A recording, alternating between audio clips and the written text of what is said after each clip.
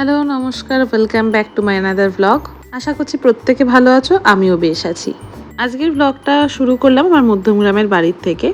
মানে আমি আমার বাপের বাড়ি রয়েছি, তো এখান থেকে আজকের ব্লগটা শুরু করলাম। আর যারা আমার ব্লগ দেখো তারা তো জানোই আমার এই বাড়িতে দুটি ছানা রয়েছে, কোকো আর ক্যান্ডি। ইনি হচ্ছেন গিয়ে ক্যান্ডি আর কোকো হচ্ছে ওরই মা। আমাদের এই বাড়িতে না সবারই অভ্যাস হচ্ছে খুব সকাল সকাল উঠে পড়া, মানে সবাই মোটামুটি 7টা 7:30টার মধ্যেই উঠে পড়ে। আর আমার শ্বশুর বাড়িতে ঠিক তার উল্টো, ছুটির দিনে আমরা সবাই একেবারে গড়িয়ে গড়িয়ে ঘুম থেকে উঠি। আর এই যে মহিলাকে দেখতে পেলে তিনি হচ্ছেন আমার ছোট বোন। এই বাড়ির বিশেষত্ব হচ্ছে সকাল সকাল উঠে সবাই একসাথে, মানে আমি, বাবা, মা, জেঠু, জেঠিমা সবাই একসাথে বসে আমরা চা খাবো। তারপরে সবার দিনটা শুরু হবে। আর এই আসরে ক্যান্ডির মাও জয়েন করে গেছে। সত্যি বলতে বিয়ের পরে এই সকালগুলো বড্ড মিস করতাম। আসলে যা হয়, কখনো ভাবিনি যে বিয়ে করে চলে যাব শ্বশুরবাড়ি, সেই জিনিসটা কোনো মেয়েরাই ওইভাবে ভেবে ওঠে না যে আলাদা থাকতে হবে। কিন্তু সময় সব কিছুতে আলাদা থাকতে হয় সবাইকে, ধীরে ধীরে সেটাই অভ্যাস হয়ে যায়।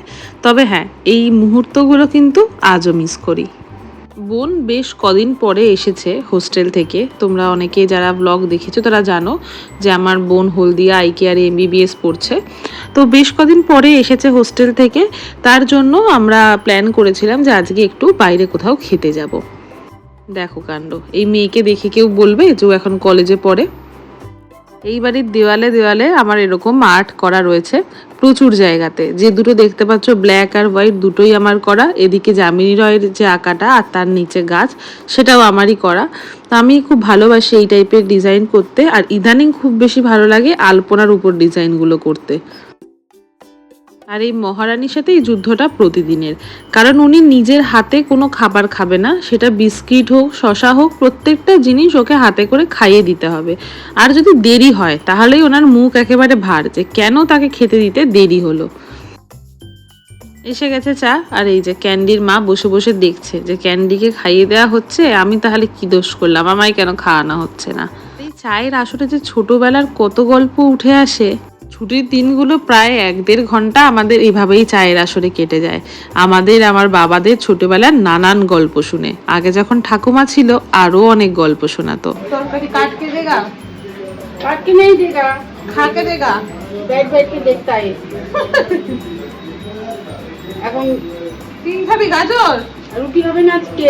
রুটি হবে না তো কি খাবি তুই? কি হবে? চাউমিন?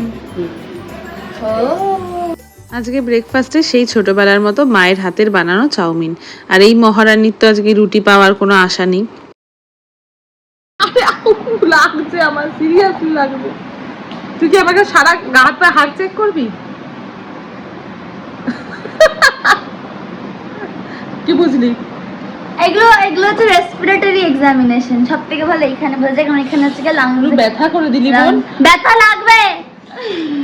বোন ডাক্তারি পড়ছে আর এক্সপেরিমেন্ট চলছে সারাদিন শুধু আমার উপরে। এরই মধ্যে আমাকে বাবা ফোন করেছিল যে মায়ের ফোনটা খারাপ হয়ে গেছে বলে মায়ের জন্য একটা মোবাইল কিনে নিয়ে আসছে, মাকে সারপ্রাইজ দেবে, আমি যেন না বলি। তো সেটাই নিয়ে চুপি চুপি বাড়িতে এসছে। মা আমার আর বাবার ফোনে আলোচনা দেখে বুঝতে পারছিল যে আমি আর বাবা কিছু একটা প্ল্যান করছি, কিন্তু মোবাইল যে সেটা বুঝতে পারেনি। আর যেমন হয় মায়েরা, কেন ফোন কিনেছো, আমার তো এই ফোনটা ঠিক ছিল, এই সব নিয়ে খানিকক্ষণ ঘ্যান ঘ্যান করার পর আলটিমেটলি মোবাইলটা আনবক্সিং শুরু করলো। একটু ঘ্যান ঘ্যান করলেও মোবাইলটা পেয়ে যে ভারী খুশি সেটা কিন্তু বোঝা যাচ্ছিল।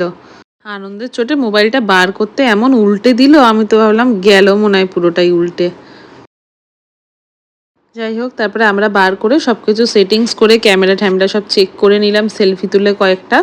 আর এই যে এইটা ছিল একদম মোবাইলের ব্যাগটা, যেটা খুব সুন্দর লাগছিল সামনাসামনি দেখতে। আরও ভালো হয়েছে, মার ফোনটা অনেকদিন ধরেই হ্যাং করছিল, তো একটা নতুন ফোন হয়ে গেল।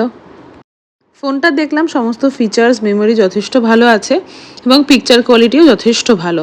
সামনাসামনি দেখে বুঝতে পারছো যে সামনের ছবি আর ফোনের ছবি কতটা সুন্দর লাগছে, বেশ ভালোই ক্ল্যারিটি রয়েছে। তারপরে বোন আবার পড়তে বসে পড়েছিল, কারণ ওর অনলাইনে ক্লাস ছিল। আর ও যখনই এরকম পড়তে বসে খুব মন দিয়ে বা ক্লাসে বসে, আমার ঠিক তখনই ওকে সব থেকে বেশি জ্বালাতন করতে ইচ্ছা করে। আর এই যে এরই মধ্যে আমার বরমশাই এসে গেছেন।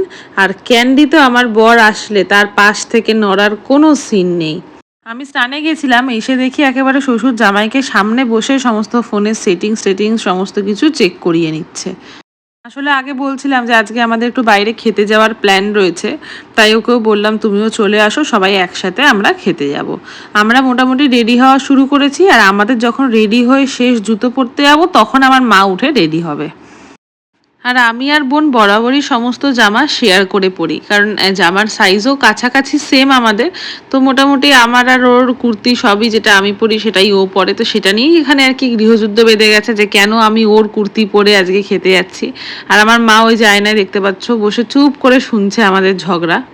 দুজনেই রেডি একদম, এবারে শুধু বেরোনোর অপেক্ষা। ততক্ষণে আওয়াজ পাচ্ছি আরেকজন ক্যান্ডির সাথে তার ওই প্যাক প্যাক আলা খেলনাগুলো নিয়ে সমানে খেলে যাচ্ছে। তো সবাইকে প্রচণ্ড তাড়া দিয়ে বের করলাম, কারণ যে রেস্টুরেন্টে যাব সেখানে আমরা অলরেডি সিট বুক করে ফেলেছিলাম। তো এরপরে দেরি করে গেলে আর আমাদের খেতেও দেবে না। এই যে দরজার সামনের আলপনাটা, এটাও কিন্তু আমারই করা। এই রুমটা অ্যাকচুয়ালি আমাদের সমস্ত পুজোগুলো হয়, লক্ষ্মী পুজো বা সরস্বতী পুজো। তো এই জন্যই এইখানে আলপনাটা দেয়া রয়েছে এখনো।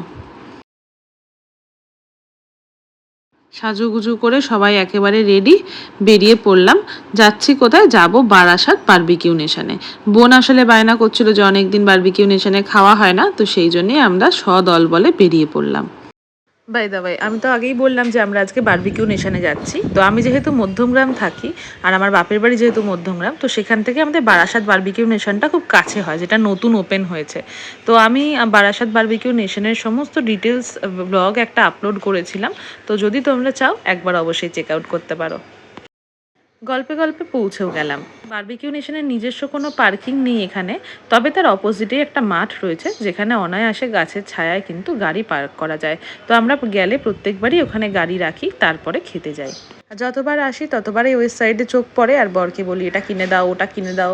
তো বর প্রত্যেকবারই বলে তুমি শুধু মুখেই বলো কিনে দাও, যখন বলি চলো তখন আর যাবে না কিনতে। এবারে ঢুকছি ভিতরে, লিফটে উঠে গেছি। আমরা সবাই লিফটে ধরে গেছি, শুধু আমার বডি লিফটে ধরেনি।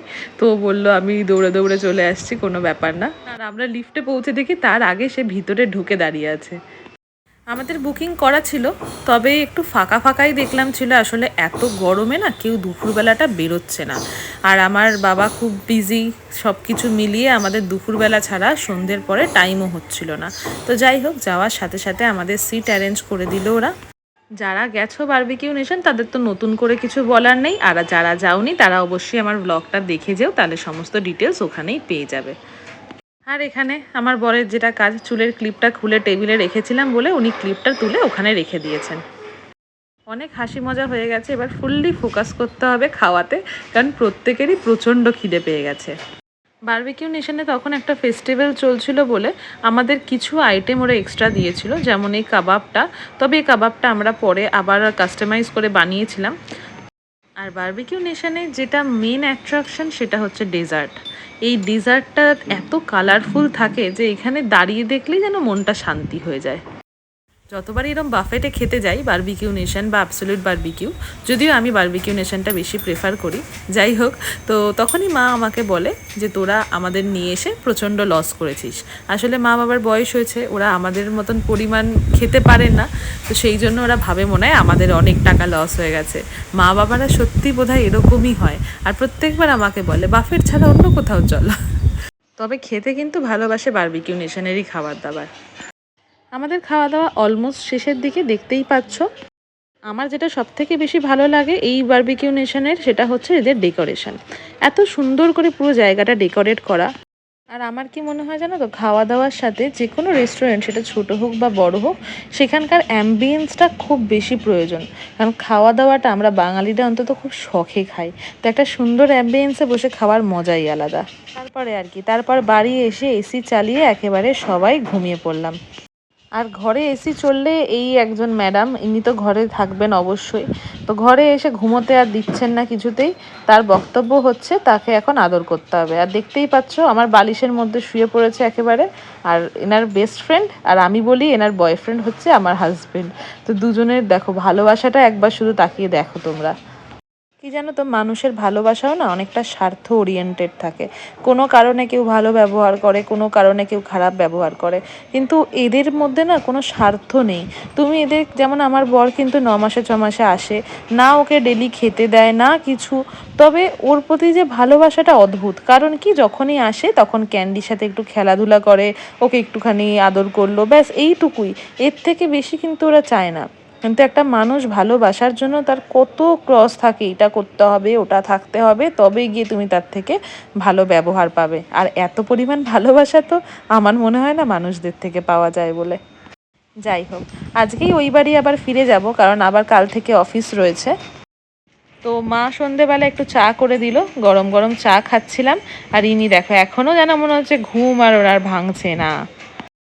চা খেয়ে একটু আড্ডা দিয়ে তারপরে রেডি হয়ে বেরিয়ে যাব ওই বাড়ির উদ্দেশ্যে। আসলে বোন যখনই আসে হোস্টেল থেকে, আমিও তখন একদম ব্যাগ প্যাক করে নিয়ে চলে আসি এই বাড়িতে। তাছাড়াও আসি, তবে আমার বাবা খুব ব্যস্ত থাকে আর আমার মাও নিজেকে ব্যস্ত রাখার জন্য এখন আবৃত্তি শিখছে, যোগা শিখছে, যেটা আমি খুব অ্যাপ্রিসিয়েট করি। প্রত্যেকটা মানুষের যে কোনো বয়সেই হোক, নিজের ভালোবাসার জিনিসটা কিন্তু আবার শুরু করা উচিত। তো সব মিলিয়ে ওই বোন আসলেই প্রায় আশাটা পড়ে। আমরাও বেরিয়ে পড়লাম গাড়ি নিয়ে। এতটাই পেট ভরা এখনও, মনে হচ্ছে রাত্রির বেলাতেও কিছু খেতে পারবো না। দেখা যাক, বাড়ি যাই, একটু ফ্রেশ হই, তারপরে ভাবছি কি করা যায়।